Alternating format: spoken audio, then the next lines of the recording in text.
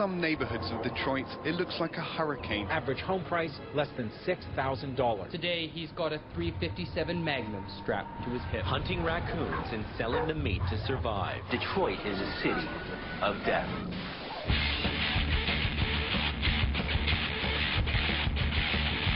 My name is Johnny Knoxville, and I am in Detroit, Michigan. Came here to see who's holding and who's got a sister. Come on, jokes. You see a lot of bad stuff in the press about Detroit. I can't believe there's nothing positive here. But we came to see what else is going on.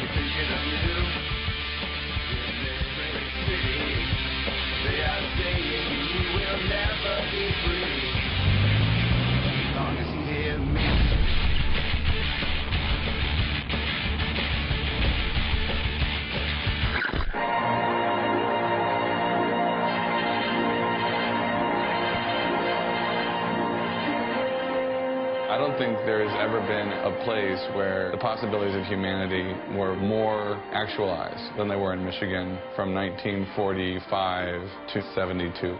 It was beyond an American dream. It was an actuality. Everybody immigrated to America, got jobs. You were suddenly earning a middle-class wage. You'd buy a house in the suburbs. You could buy a second house up in the lake country and buy a boat, buy 2 cars, and die smiling. Frequently called the most cosmopolitan city of the Midwest, Detroit today stands at the threshold of a bright new future.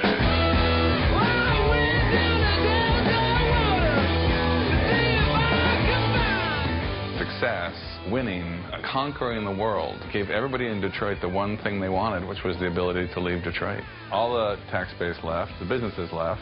There was a lot of class and race chaos. Everybody was caught in a swirl and nobody knew how to pull it together. It became an epic poem of failure.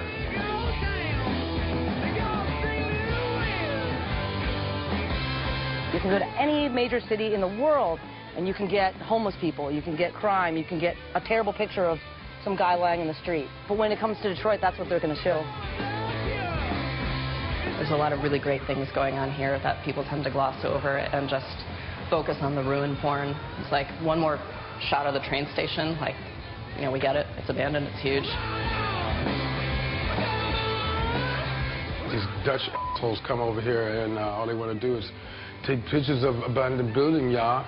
You know, that's all you want to do. You want to make this magazine and say, look at all this urban decay. This place is like, it's so unique. It's an anomaly. Yeah, but at the time, like when you're meeting these people, you're not meeting them in these abandoned buildings. You're meeting them at these hipster hangouts.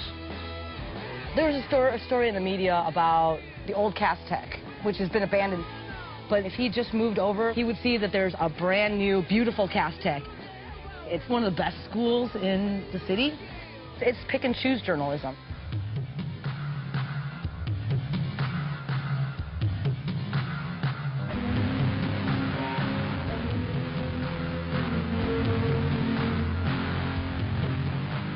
You can fit Manhattan, Boston, San Francisco, all within the city limits of Detroit, and it's lost over 1 million people in the past 30, 40 years. So there's an emptiness, there's a physical emptiness. As a human being, you do have a sense of your own voice and your own physical presence and your own possibility. When you're riding down a big, wide city boulevard and you're the only thing on it, you feel a little like the Omega Man. You know, it's like, I am here, you know, this is my city. It's a blank canvas. It's a blank canvas for developing business, for just about anything that you could really think of. Right now is a possibility to really change the city. There's like opportunities to do stuff, or like whatever you want really, and like no one will really mess with you. People don't really see that, they just see this like this burned out place where like you're surrounded by death and destruction and like everyone's out to rob you and get you, but it's not really like that. I think that entrepreneurial spirit can be very powerful, can be a much needed antidote to the city that's had its heart ripped out. So we're going to meet Phil Cooley. He buys abandoned buildings and turns them into restaurants and stores. And I think he's doing a skate park. And he's also a young dude. So, I don't know, let's go meet him. Yo, what's up, Johnny? How you doing? How are you? Good, thank you. Good to see you. Good to see you as well. So welcome to Slow's Barbecue. This is our expansion. We opened up about 5 years ago over by the old Michigan Central Station. We can't keep up with the need at our restaurant. And so now this is basically our carry-out and catering facility. It's just a massive kitchen. Why did you come back to Detroit? If I move to New York, I have no say in what happens in that city. And that's a ship you can't steer. If I'm here and I give a damn and I actually go out and I'm part of the community, I can actually do something and make a difference in Detroit. You don't really have a lot of chains, you know, choking out smaller stores. So in this city, people work together. We're so underserved commercially that small mom and pops like make a lot of sense. I've been a businessman in Detroit for probably about 35 years. But I'm more optimistic in the last maybe 3 to 4 years than I ever been.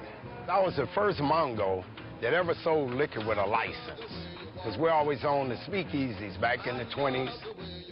Right around the 90s, and believe it or not, there was at least 4 people murdered on this street. So I said, let's mothball it until things change. See, when I first left, I always tell people, the pigeons had left. I mean, there was no homeless, there was nothing. About 5 years ago, I saw white girls running down the street. Now, in the past, everybody would call 911, like who's chasing them? So I realized that they were jogging. And I said, am I in this Detroit? And these kids who live down here, oh, they kept aggravating me, knocking on the windows. Sir, please open, please open. I said, okay, I'll open, give me a date. She said June 24th. So I'm sitting in here with a few of my buddies. I looked out the window, I said, excuse my language, I said, what in the hell is going on? It had to be 200 white kids out here on bicycles. I'm like, what? So I asked the kids, I said, what do you want? Sir, is it true you opening in 2 days? I said, who told you this? Oh, it's all on the text and the internet. But make a long story short, that night was so successful. Well, I see you every day. A lot of my buddies, they started saying, oh man, these little white kids taking over the city. So I say, no, they fill in the gaps. They left first, we filled in gaps. We left for the suburbs, they filling in gaps. If you could bring Cadillac, the early pioneers who founded this city, if you could bring them here right now with the kids that come in this club, and there's a lot of things y'all gonna have in common, I wanna give this a start. It's not much here, I wanna make something happen. It's the same people. I think the younger generation is able to look at a lot of things that might not be aesthetically pleasing or might seem a little bit too rough on the surface and see potential and how to transform them into something very usable.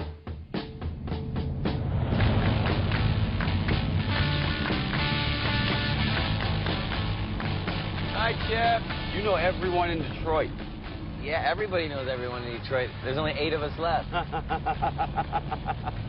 So the pedestrian bridge here is a really cool project. Does it go over the freeway? Yeah, over the freeway. So, I mean, that's the main thing is, like, the freeways kind of divided up our city and went through a lot of our really strong, especially black neighborhoods. What ends up happening is, you know, you have all these segregated communities. So you're rejoining your communities.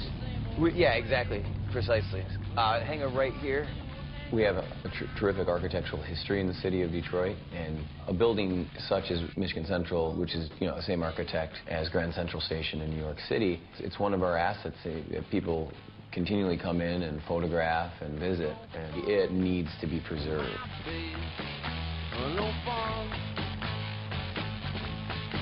You can swing by into the old Michigan Central Station, see some of the crew. They're out there with my mom today, pulling weeds, just helping beautify the park.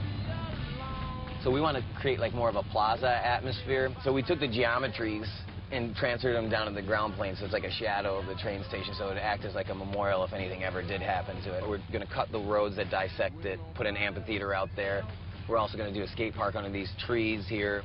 I'm hoping to just open the doors, really, you know, and just let it be a performance space. That all of our efforts in the park are just to encourage something to happen here. Potentially, it could be rehab. That would be terrific. At the same time, it's beautiful now, and it's so unique. You'd never see a building like this in any other city because no one has let a building like this fall to such disrepair.